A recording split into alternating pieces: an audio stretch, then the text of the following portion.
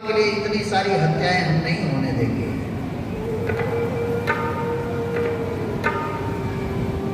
जा करके वो एक मतंग ऋषि है, मतंग ऋषि के आश्रम में वो दासी झाड़ू पोछे का काम करती थी। कुछ दिनों बाद मतंग ऋषि चले गए, देवलोक गमन कर गए। लेकिन जाते जाते शबरी से कहे थे, कहे शबरी तुम भगवान के प्रतीक्षा में हो, एक ना एक दिन भगवान तुम्हें अवश्य आकर के मिलेंगे।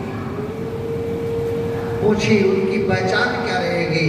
बोले वो अपनी पत्नी को ढूंढते हुए, सीता को ढूंढते हुए आएंगे और एक दो जन रहेंगे। एक जन का नाम राम रहेगा, एक जन का नाम लक्ष्मण रहेगा।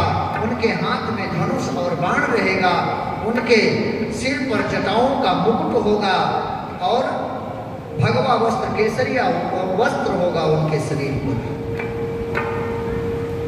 समझ जाना कि यही भगवान। शबरी मैया तब से यही प्रतीक्षा करती है और यही पर भगवान की भजन 16 साल से लेकर के 80 साल की हो गई। यहाँ तो हम लोग कहते हैं एक दिन भजन किए गए, अब भगवान कृपा नहीं कर रहे हैं, अब भगवान के मंदिर में नहीं गए।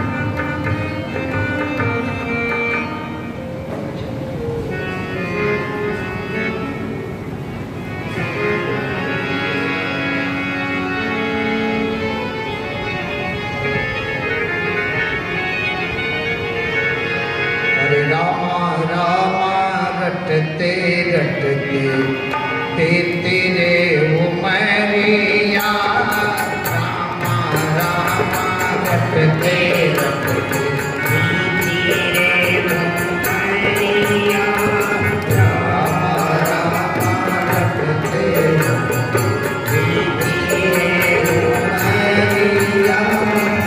रघुकुल नंदन कब आओगे, रघुकुल कब आओगे, रघुकुल नंदन कब आओगे, दास की झोपड़िया, रामा रामा रटते रटते तेरे उमरिया, रामा रामा रटते रटते तेरे उमरिया।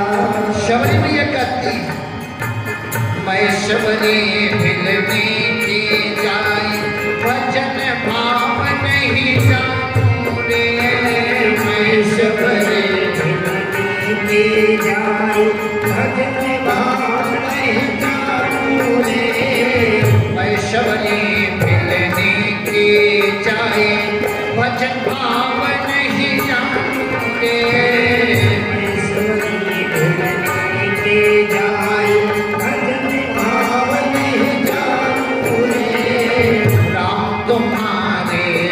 दर्शन के हित वन में जीवन पालू रे। राम तुम्हारे दर्शन के सभी लोग रहिए, सभी लोग रहिए, जीवन पालू रे।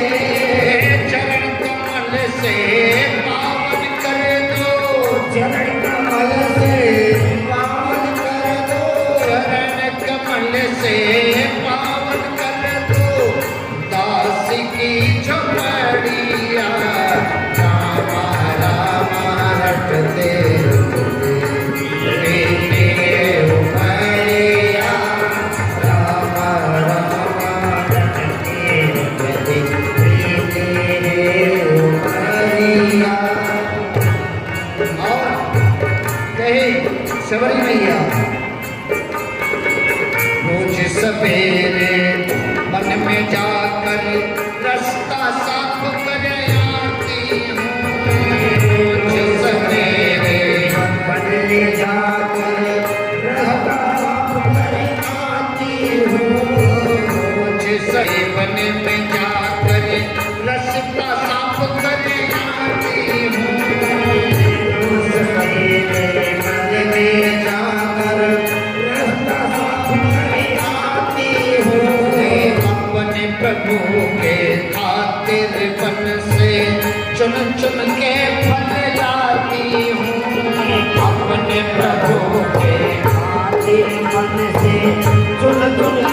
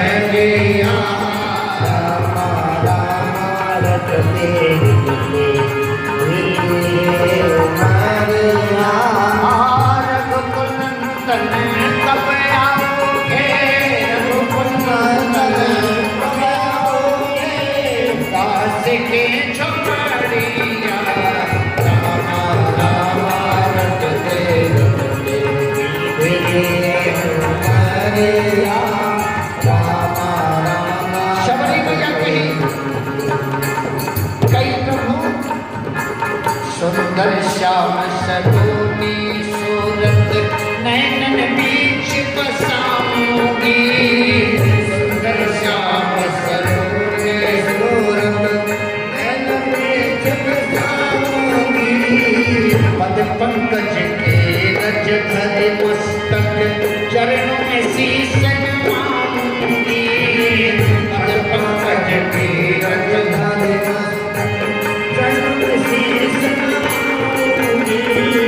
मुझको दर्शन देव दया में।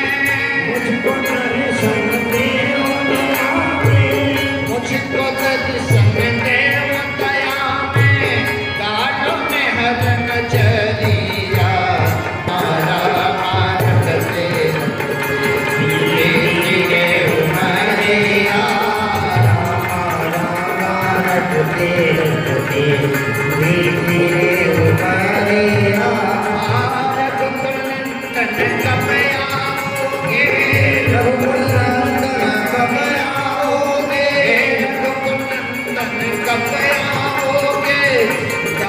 के झमरिया रामा रामा रच दे धीरे उमरिया।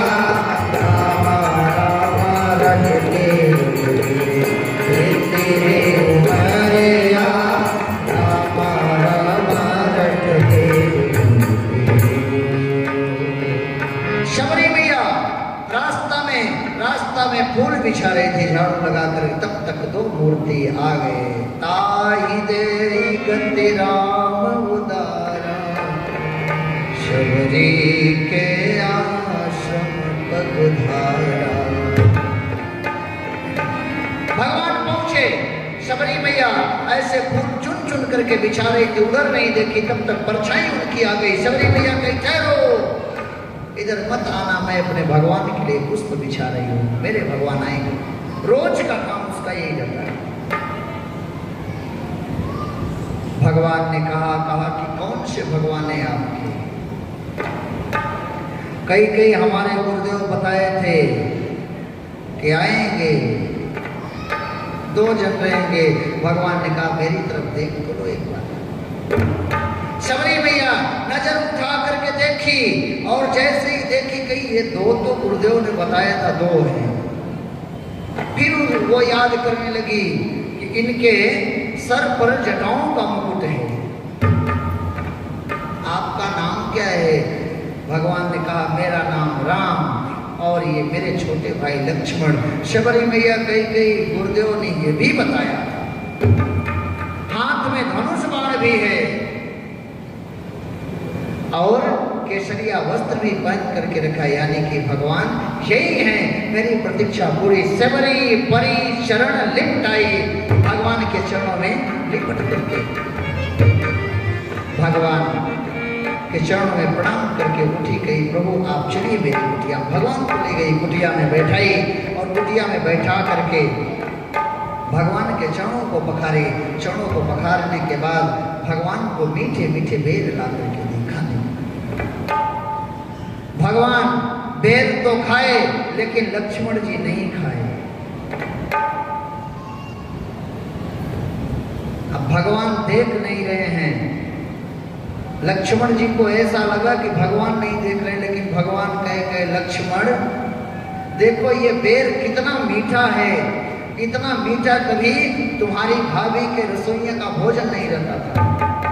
अब लक्ष्मण जी झूठ में हाथ में और लक्ष्मण जी हाथ में ले लेकर के पीछे फेंक रहे हैं।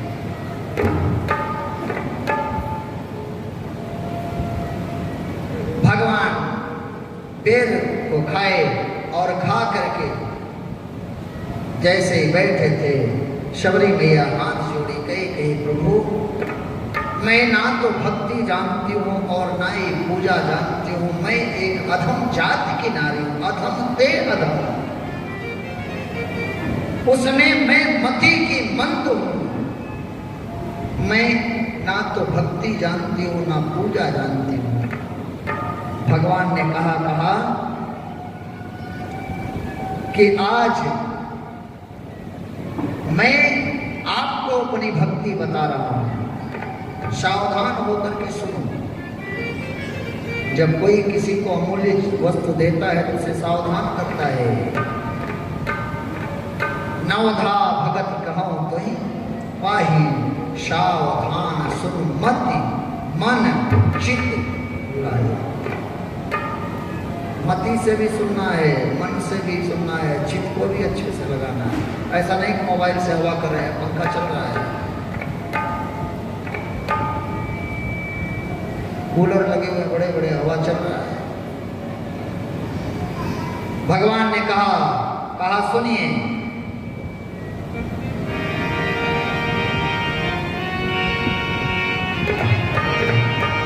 प्रथम भगति सन तन कर समीका, प्रथम भगति सन तन कर समीका, शरीरति मम कथा प्रसंगा,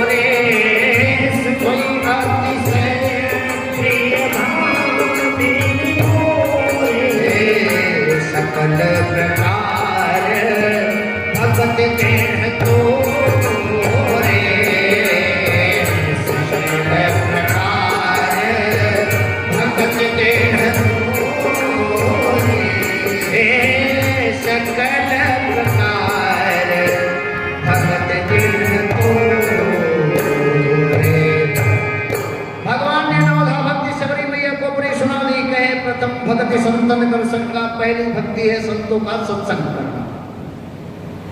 दूसरी भक्ति, दूसर रति मम कथा प्रसंगा, जब आप संतों का सत्संग करोगे तो वो भगवान की तरफ आपको अपने आप मोड़ देंगे, दूसरी भक्ति अपने आप आ जाएगी। तीसरी भक्ति गुरु पद पंकज सेवा, तीसरा भक्ति अमान, तीसरी भक्ति है अपने गुरुदेव के चरणों की सेवा। चौथी भक्ति मम गुण गण करहि कपट तजगान, मेरे नाम का जाप करना कपट रहित तो होकर के, कपट ना रहना। पांचवी भक्ति मंत्र जाप मम दृढ़ विश्वासा, मेरे नाम का जाप करना जो वेदों में प्रसिद्ध है।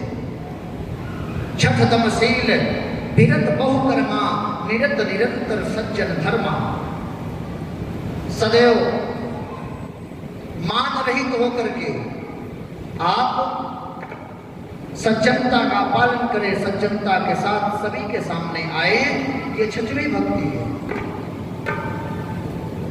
सातवीं भक्ति सातों संत महिमय जग देखा, मोते अधिक संत करे लेखा, जो मेरे संत मुझको मानते हैं तो आप मुझको ना मान करके मेरे संतों को मानना, मैं अपने आप अपनी कृपा पर बरसाता हूं। आठम जथा लाभ संतोषा, सपने नहीं देखे पर दोषा। आठवीं भक्ति क्या, दूसरे के धन को देख करके लालच नहीं करनी चाहिए, जो अपने पास है उसी में संतुष्ट हो जाओ, ये आठवीं भक्ति है। लेकिन आदमी आजकल अपने दुख से कम दुखी है। कल हमारे त्रिपाठी जी यही बता रहे थे, अपने घर की लाइट चली गई है उसका कष्ट नहीं है, सामने वाले के घर में लाइट जल रही है इसका कष्ट है। उसके यहाँ क्यों जल रही, मेरे यहाँ क्यों नहीं जल रही है। ये तो यही बात, आठम जथा लाभ संतोषा, सपने नहीं देखें पर दोषा, दूसरे को दोष को नहीं देखना चाहिए, अपने अंदर देखिए। और नौवीं भक्ति सबसे सरल है, जो सरल है वो सबसे कठिन रहती है। क्या, नवम सरल सब सब चलहीना मम भरोस। कोई भी कार्य हम करते हैं तो कहते नहीं नहीं हम कर रहे हैं, अपना सीना ठोकते नहीं नहीं हम कर रहे हैं, कर लेंगे, करो, नहीं होने वाला। जो तुमसे कार्य नहीं हो रहा है वो मेरे भरोसे छोड़ो, मैं कर दूंगा। ये नवी भक्ति सबसे सरल, लेकिन यही सबसे कठिन है। इन नौ में से जिनके पास एक भी है ना, वो मुझे प्रिय है।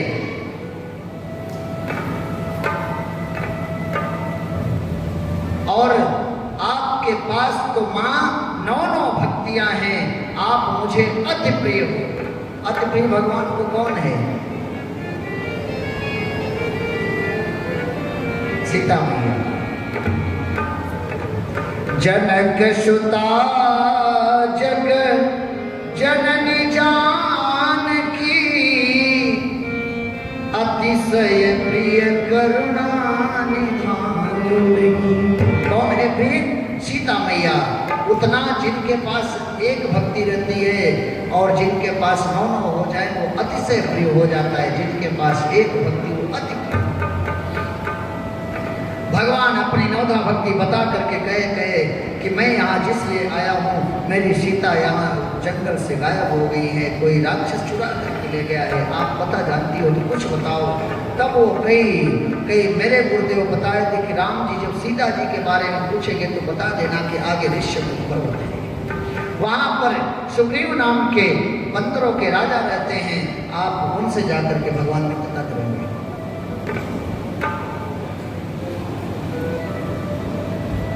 कई प्रभु मेरे गुरुदेव ने यही बताया, आप आगे जाइए, पंपा सरोवर मिलेगा। पंपा सरोवर के पास एक पर्वत है, ऋष्यमुख पर्वत, उसी पर भगवान बंदरों के राजा सुग्रीव जी रहा करते हैं। आप उनसे जाकर के मित्रता करिए, वो माता सीता के खोज में आपकी सहायता करेंगे।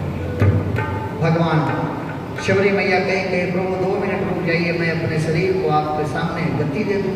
भगवान को पाने के बाद कोई जीना नहीं चाहता। शबरी मैया भी अपने दाहिने पांव के अंगुष्ठ से योग्य अग्नि प्रज्वलित करके वहीं पर अपने आप को भस्म कर ली और भस्म करके कही कथा सकल बिलो के हरे मुख हृदय पद पंकज पंकज भरे कहीं कथा सकल विरोधी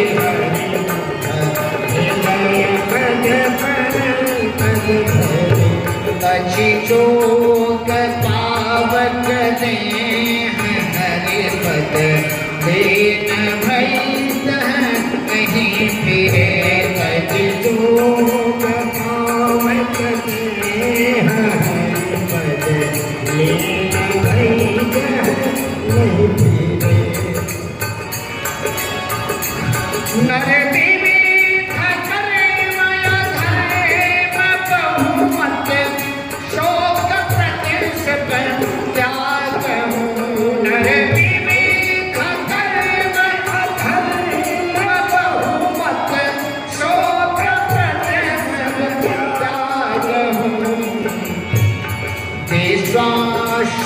करी कहदास तुलसी विश्वास करी कहदास तुलसी राम पद अनुराग विश्वास करी कहदास तुलसी राम पद अनुराग जातिहीन अग जन्म मुक्त के यस नारी महानंद मन सुख चहरे ऐसे प्रभु ही विसार।